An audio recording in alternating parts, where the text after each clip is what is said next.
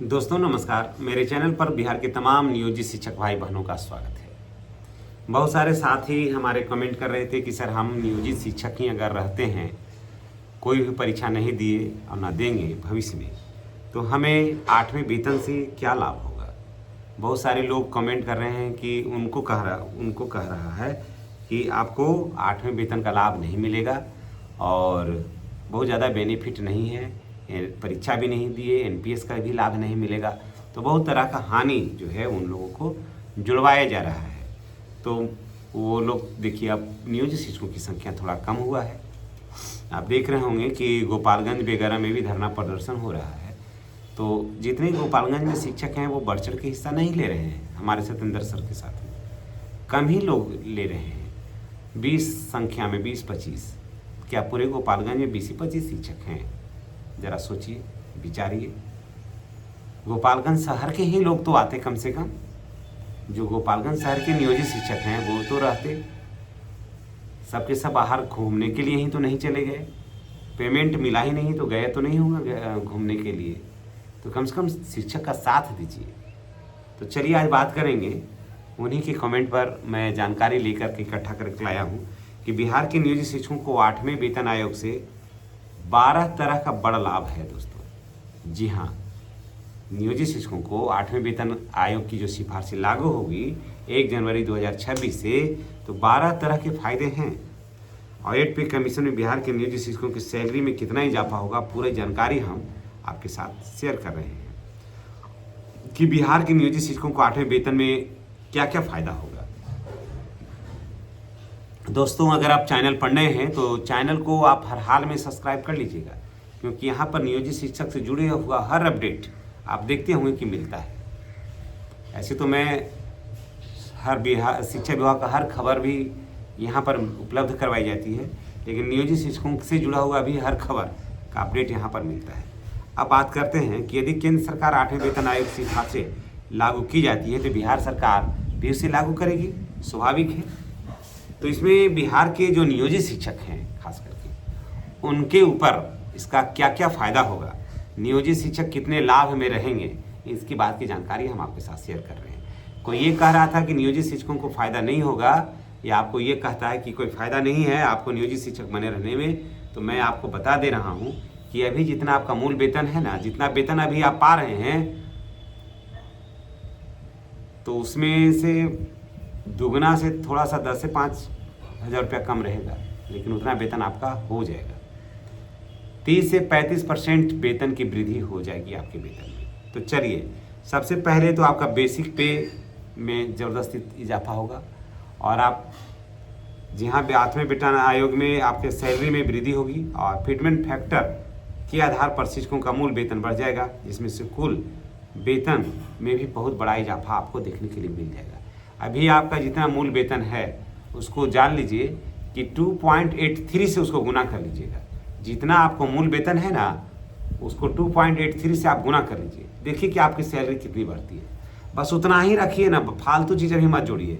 और हर 6 महीना पर जो डीए वगैरह जो बढ़ता है उसको तो आप छोड़ ही दीजिए।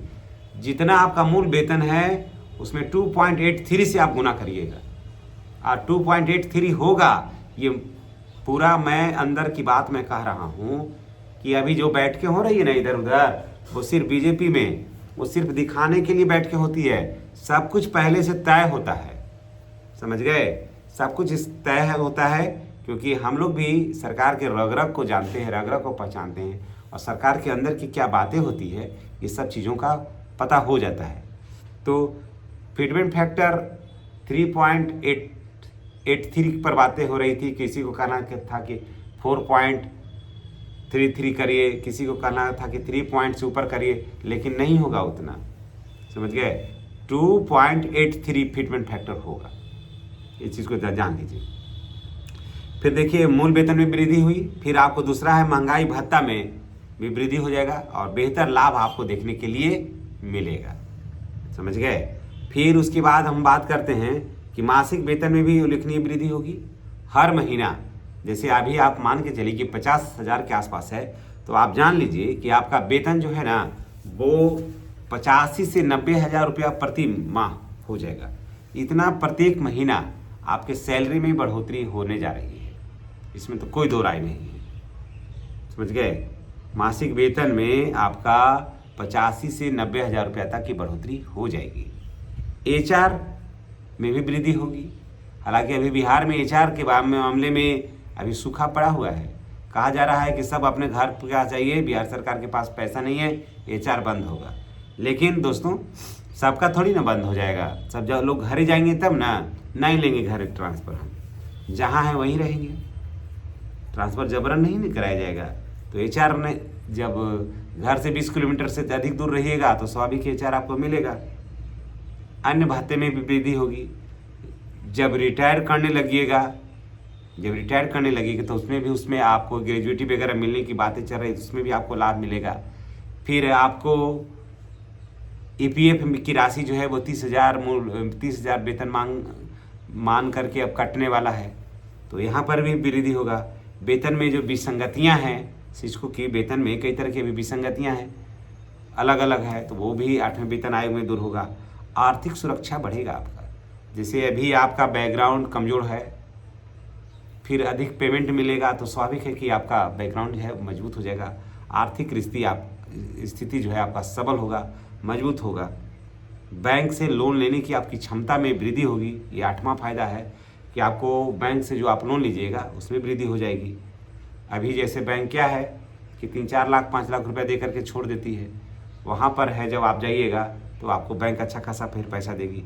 बचत और निवेश का भी अवसर बढ़ेगा। 9वां फायदा है कि आपका बचत और निवेश में भी ज़बरदस्त आपको वृद्धि देखने के लिए मिलेगा, क्योंकि पैसा बढ़ेगा तो स्वाभाविक है कि आप बचत करिएगा और अन्य चीज़ों पर आप निवेश करिएगा।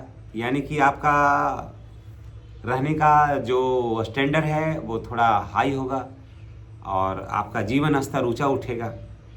सामाजिक और पेशेवर सम्मान में भी वृद्धि होगी कि अब इनका पेमेंट 1 लाख रुपया मिलता है, इनका पेमेंट इतना है। ऐसे लोग कहते हैं कि शिक्षक हैं तो इनका पेमेंट 25,000 रुपया है। तो पैसा से ही आजकल देखिए आर्थिक युग है, पैसा से ही लोगों की प्रतिष्ठा बढ़ती है, पैसा से ही प्रतिष्ठा डाउन होती है। आप कितने पढ़े लिखे हैं ये मायने नहीं रखता है।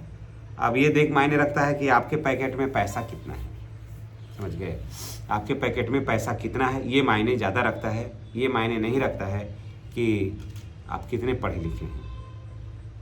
राजकर्मी शिक्षकों को भी इसमें बहुत ज़्यादा लाभ होगा, है ना।